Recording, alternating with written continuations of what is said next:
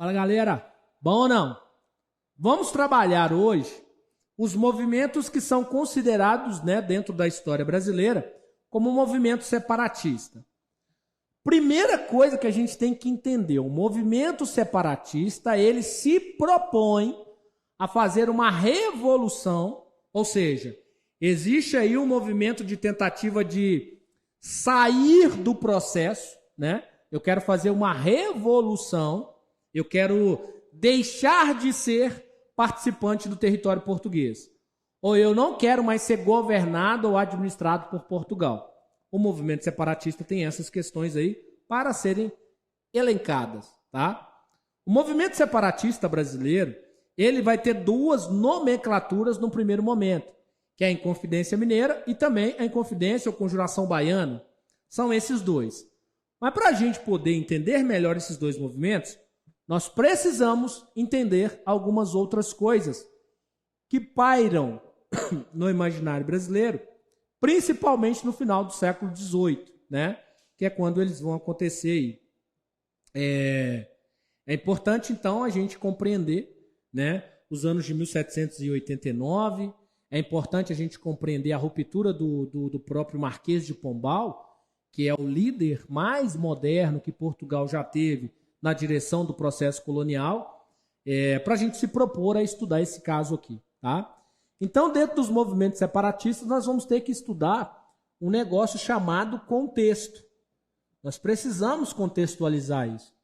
E o contexto disso aqui, sem sombra de dúvida, é o famoso período pombalino, tá? E aí, dentro do período pombalino, que vai começar em 1750 e vai aí até mais ou menos 1780, no período pombalino, nós necessariamente precisaremos compreender que houve alguns avanços, porém houve alguns retrocessos. Por que o Pombal, o Marquês de Pombal, um déspota esclarecido, digamos assim, foi chamado para administrar a coroa portuguesa? Porque Portugal estava passando sérias crises econômicas. O ouro brasileiro, gente, já não era mais tanto assim um ouro gigantesco para dar conta do Estado português. E aí eu quero chamar vocês a uma reflexão aqui comigo. Quando nós estamos falando de Europa, presta atenção. A Europa, e aí nós estamos recortando Portugal, eu quero que vocês entendam o seguinte: o Estado português, ele é composto por uma sociedade de nobres. E nós sabemos muito bem como funcionam os estados conservadores via nobreza.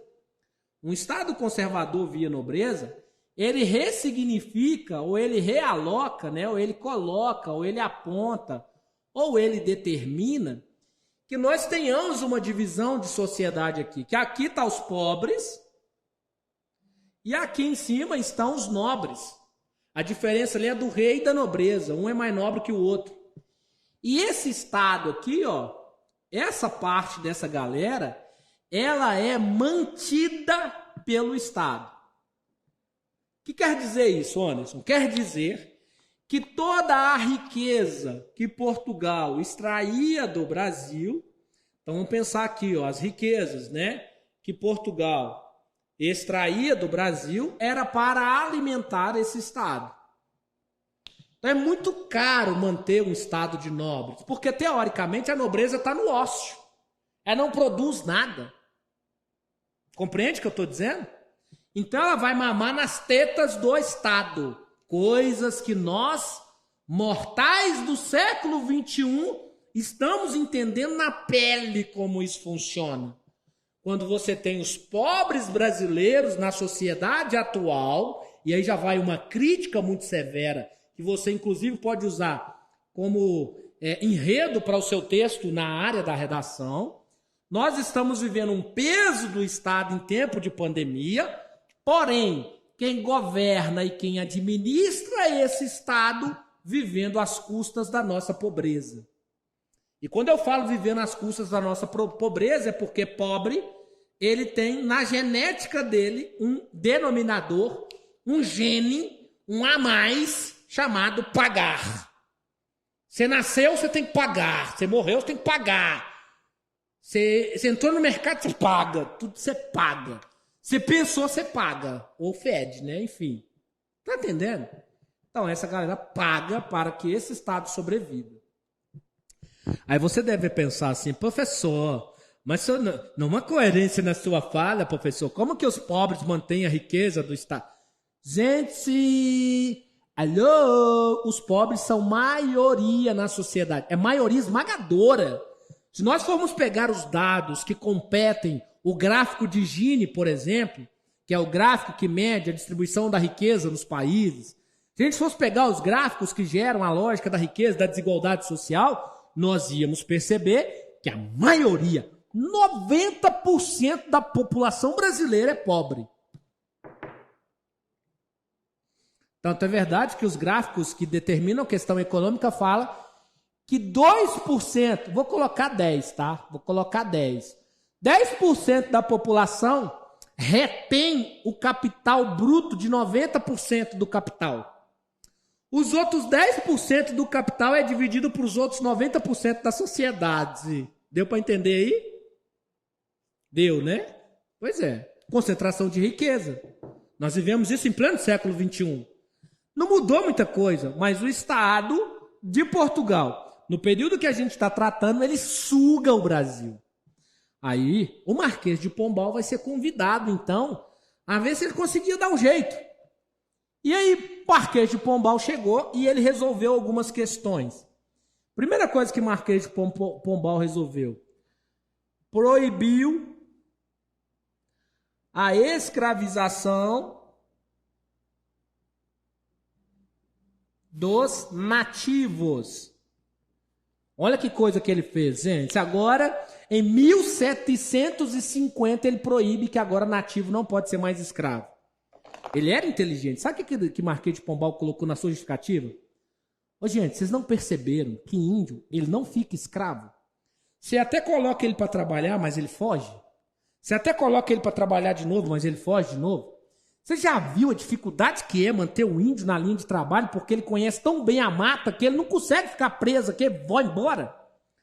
A gente gasta muita grana para manter a escravização indígena. Alô, vocês estão mané demais. Só que nessa época já tinham quase que dizimado a população nativa como um todo. Nós estamos falando de 1530 até 1750, mano. Para ficar uma conta mais exata, 220 anos. 220 anos de escravização ininterrupta de povos indígenas no Brasil. A sociedade nativa, os povos originários. Mandei para vocês recentemente uma música da MC Souto, falando sobre essa lógica dos nativos. Que doideira, mano. Proibiu, olha que interessante. Está lá vista, baby. Organizou a cobrança de impostos.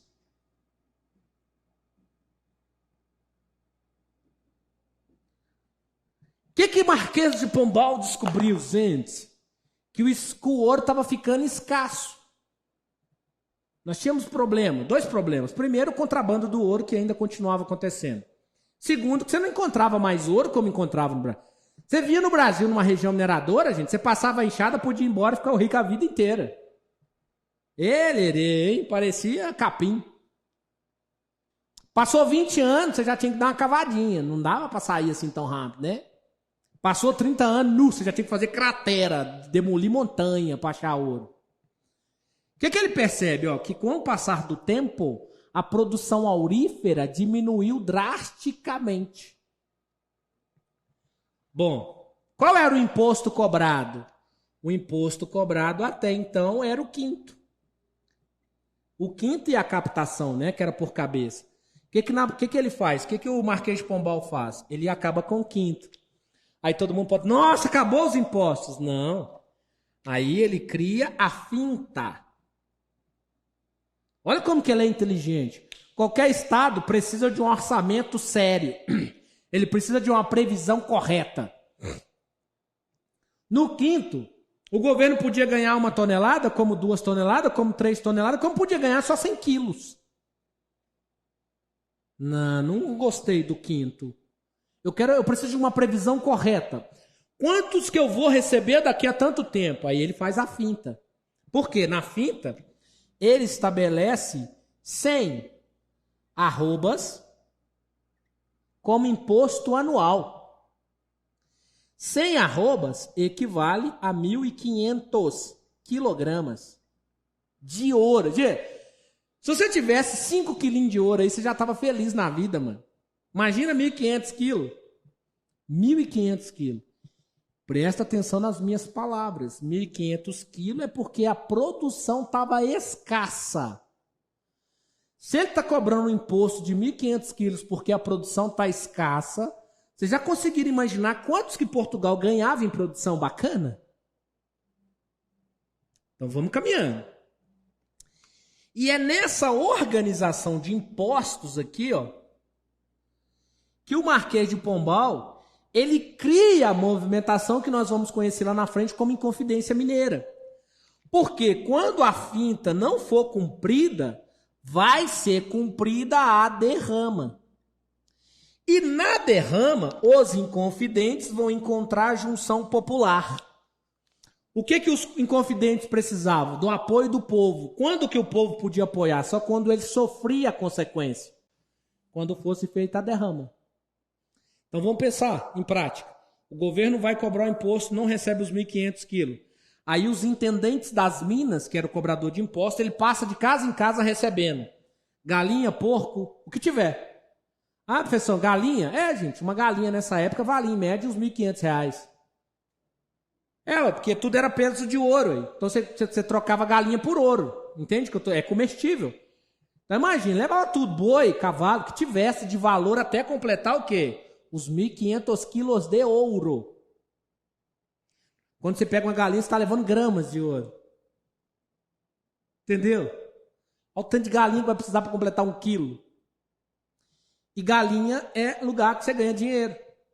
Gênero alimentício no Brasil nessa época, principalmente em Minas Gerais, dava muito dinheiro. Porque Minas Gerais não era produtor do seu próprio alimento, tinha que vir de fora. Então, a derrama. Então, o Marquês de Pombal, que veio, né, para criar um modelo mais moderno, uma possibilidade moderna, ele criou as condições para a gente fazer a revolução depois. Além disso, é o Marquês de Pombal que, para organizar melhor a exploração do ouro, modificou a capital, né? Trouxe aí, né, a capital que era em Salvador para o Rio de Janeiro. Quando o Marquês de Pombal fez isso, também ele está concentrando poderes, que é interessante, tá? Tem muita gente que às vezes está estudando essa matéria e vem lá, período pombalino, e fica todo perdido, né? Não, mas que período que é esse aí? É um período interessante, né? No ano de 1763, ó, só estava conferindo o ano. 1763, ó. 1763, a capital sai de Salvador para o Rio de Janeiro. Ô Anderson, por que ele está transferindo a capital? Óbvio, moçada, como que o lugar que mais progride economicamente não tem uma capital lá? É lá que a gente tem que fiscalizar. Então desce a capital para o Rio de Janeiro. A ideia é diminuir todo o roubo que era feito por parte dos mineradores do ouro brasileiro. Entendeu? Outra coisa que ele vai fazer que vai deixar os caras putão é ele acaba com as capitanias hereditárias.